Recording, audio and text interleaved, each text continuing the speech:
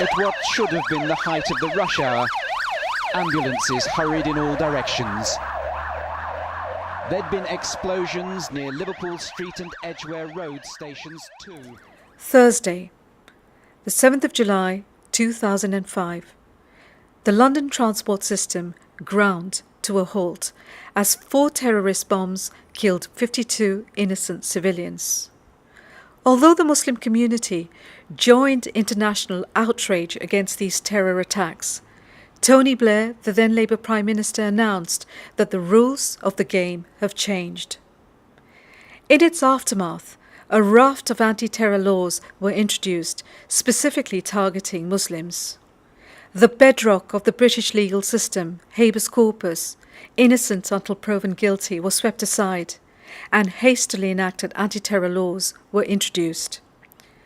So after the 7/7 bombings and the introduction of draconian laws, how has life changed in Asian neighbourhoods in Yorkshire? We put the question to young people in the region. When the actual 7/7 happened and the police and all the media and everything came to Beeston, they were like, you could get someone who would come up to you in the street and just ask you a question about it, but we didn't know that they were undercover with cameras on them, and that's how they tricked us, and now we don't trust anybody, and the elders of the community, they don't.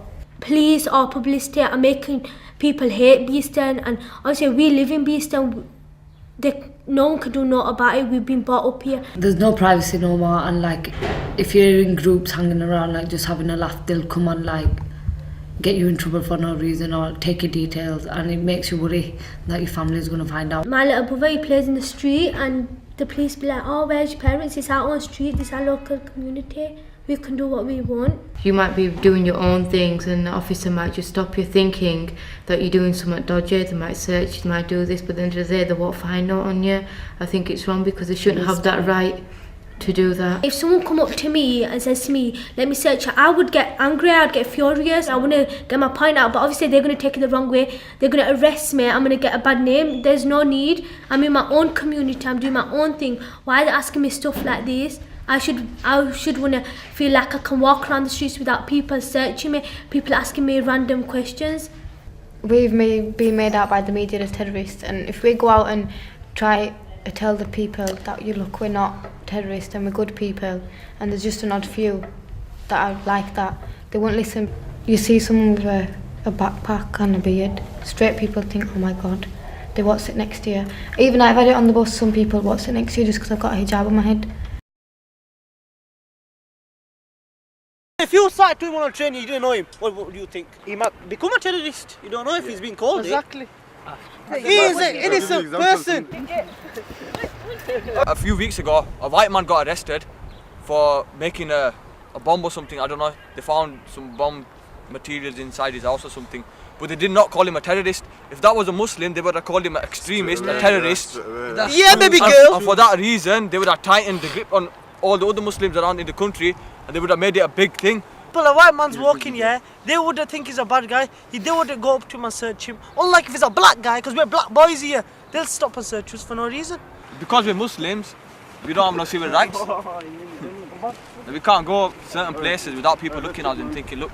In the wrong way? Yeah.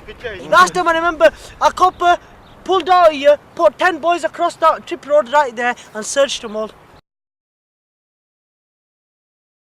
Quite a few friends tell me one day that I've been stopped under the Terrorism Act at the Leeds train station or something like that. I cannot be, and every single one of them has been Asian. One of my mates, remember, well, I'll tell you, he was in Leeds station, yeah, he was wearing a mosque hat, and he had a little beard, and he had like a fitness first rucksack, and he was carrying, and he got pulled over, and he got a C5. You know what a C5 is? Neither do I, but that's what he told us. Honestly, I don't think Asian lads care no more. They see police, like, oh, it's just cops. Just walk past them. They're not there to protect us. They're there to protect white people. They're there to protect pure English citizens.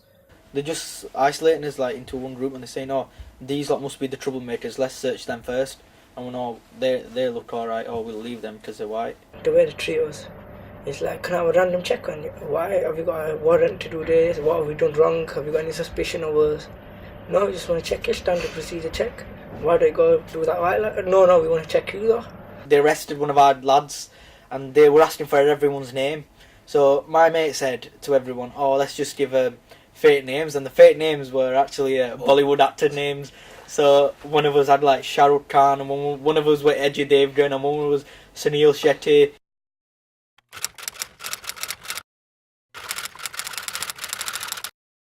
We've almost created this new area of policy which is related to Muslim policy, and it was never there before. So you've got PVE, you've got extremism, you've got kind of Muslim community engagement now being overtly spoken about in terms of government policy. When it's framed within that context, it's highly problematic.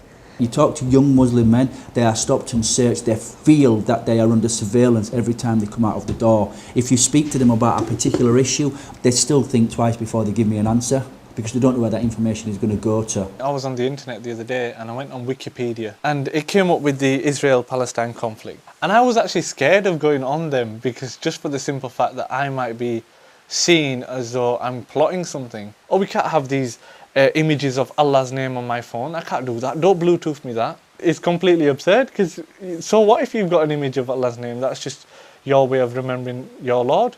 You're always on edge and worrying about posting something on the internet or writing an email to someone that might possibly have information on there, or you might just be writing a normal personal email to someone and it could be taken somewhere else. Could I be next because I'm a student and I have a beard and I'm studying medicine? Could I be next because I go to this particular mosque? Is the end game actually that some people actually want us out of this country? The right to practice your religion, both publicly and privately, it's such a fundamental human right, and it's become so easy now for the government to just say, no, this is the law rules over fundamental human principles. People like myself who are not violent, want to protest. I can't go within 1 mile of the parliament anymore. I can't even assemble if I want somewhere, because I'll be done in. We'll have to have police permission. So dissent and protest is undermined.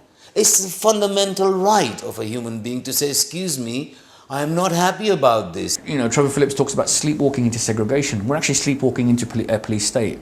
We're sleepwalking into a situation where we're actually giving up our civil liberties. The way that it's presented is that this is a Muslim problem. So the rest of the society don't see this really as, oh, it's those Muslims who are the ones who are to blame for this. But they don't see that that's just the buffer zone. If you think for 1 second that you're going to be immune to the same curtailing of civil liberties that we've gone through, then you're completely fooling yourself. The erosion of civil liberties has implications for young people across wider society. So if young people are stood on the end of an estate, just congregate, and as young people do. I used to do it when I was a young person myself, not up to no harm, but nowadays if you've got a hoodie up, apparently you look menacing, yeah? So that's a reason for the police to come and justifiably harass you. If the young people go and hang outside a shop, they have these things called mosquitoes, and the mosquito is there to make such a noise that young people can't bear being around it. They have these lights that they can shine down, which highlights happening in young people. So they feel, embarrassed and ashamed, and they move away because they don't want to be underneath that light. Being a hijabi, because I had a level of empathy, for the hoodies. There was this hoodie hatred going on at the time, or hoodie bashing, for want of a better expression. And I really, really kind of sympathised, because actually there was this whole movement that actually you can't be a youth without being criminalised. There's almost become Frankenstein's monster of a youth culture. Since these global events have happened, and it kind of makes it okay to roll back them civil liberties, makes it okay to have cameras up everywhere, CCTV cameras. It makes it okay for somebody to say that we want ID cards because we'll know exactly who that person is. A lot of people come back with the fact that, oh, if you've got nothing to hide, then what are you scared about? But that's not the point. The point is, I've got nothing to hide, but I want to keep it that way. The same powers that are being given to, whether it's the police force or the spy agencies, or even the council now, to snoop. Britain was like a beacon to the world in terms of, its judicial system.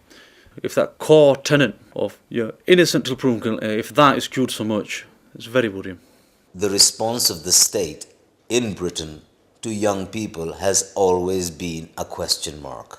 Some youngsters have told me that because we are cajoled and, all the time, cul-de-saced into these things, I don't see any hope of that, Fabi, they tell me. Well, in that case, there's only one answer. courage is required. Laws are meant to be made and broken and informed and changed. And I'm sure that the young people will one day demonstrate courage to say that what you've got for us is not fair.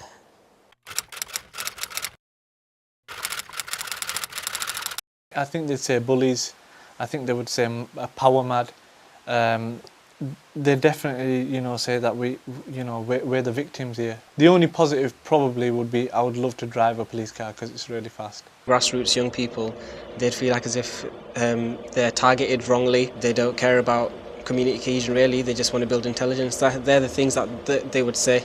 And what it is, one thing I don't understand, when it's a white person, they take it easy on them and that, but when it's somebody black, you know what I mean, they like fuck them up and that, innit, do you know what I mean? They're effing nosy twats. Harsh and strict, but they have to be because they're police, so can't blame them much. They're doing the worst job ever. They come, they check us, they be rude to us, shout at us, they treat us different. It's just not on. They're nosy, judgmental, and sometimes, they are helpful, but sometimes in the wrong way. Unreliable, not trustworthy. They've realised it's not every single Muslim. It's just the small, minority of them. They can be judgmental, but you can't blame the police because they're working for the government and it's their job. I don't want to be camera this. I don't like them at all. I'm going to end up swearing. I really don't like them.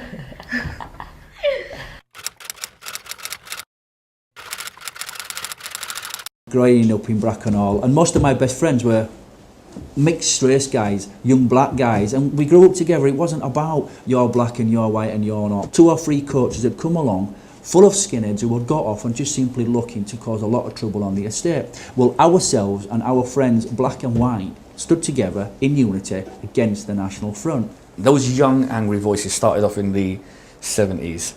We have a suppression culture now. Rather than actually engaging those young angry voices and saying that there is some legitimacy to what they're saying, and let's now actually respond meaningfully to what people are talking about, because it's all about justice and injustice and equality and inequality. We're actually beginning to polarize communities, and so what we're actually beginning to witness is what I call the siege mentality, and the shutters coming down. History has told us these things sort of bubble and build up, and then there's an explosion, and I really think that will happen again. You have a right for self-respect, dignity, and you have a right to life. So for a young person, I would always say to them, for you to be a decent young man, you better be a good crap detector. Dignity is something that's very, very, very, very precious. And I think once you give it away, it's gone, and people don't give it back that easily. The people need to be able to say, this is what I believe, this is what I want, I'm going to fight for it. If you believe in fundamental human rights, you should be willing to fight for them at the cost of one's own freedom. And what if the government then calls him extremists or terrorists? Then that's just proved my point.